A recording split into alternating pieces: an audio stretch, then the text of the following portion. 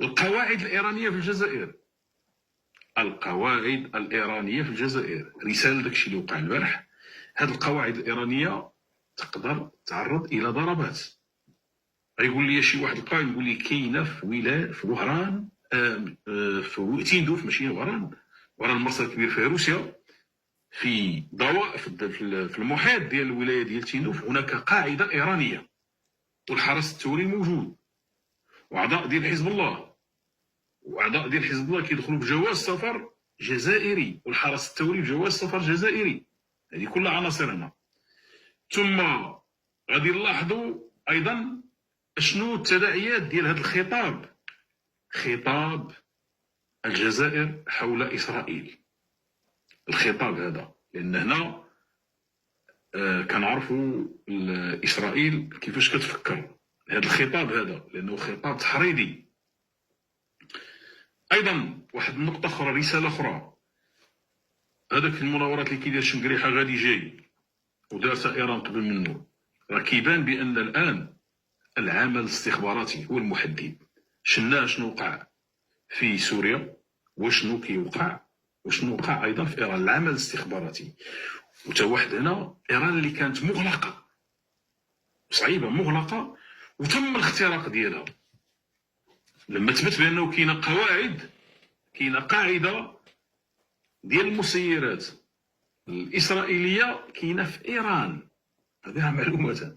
هنا السؤال، شنو كاين في الجزائر؟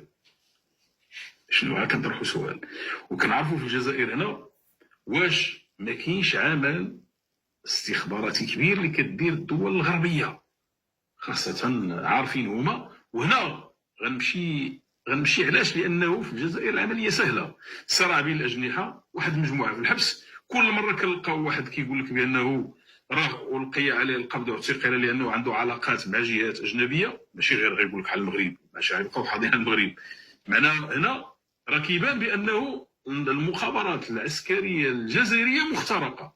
شكون اللي ضمن بان هذاك القائد اللي كان في فرنسا، واللي الان فرنسا يمكن انها تتبعه، مع من خدامين هنا؟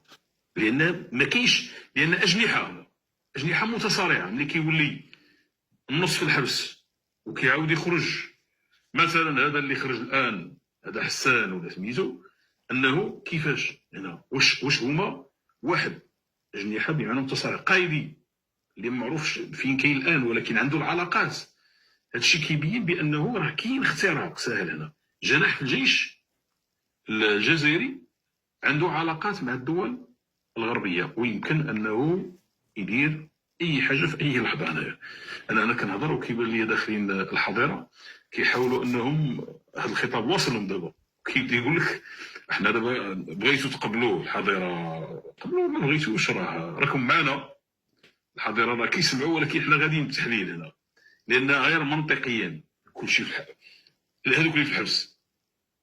وكيقول لك بانه دار عمليه ديال استخبارات مع جهات اجنبيه. شكون الجهات الاجنبيه؟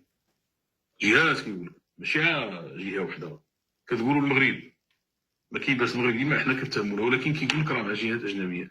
اذا معنى هذا ان اللي في المحيط ديال شنقريحه مخترقين. واضحه هذه المساله هذه.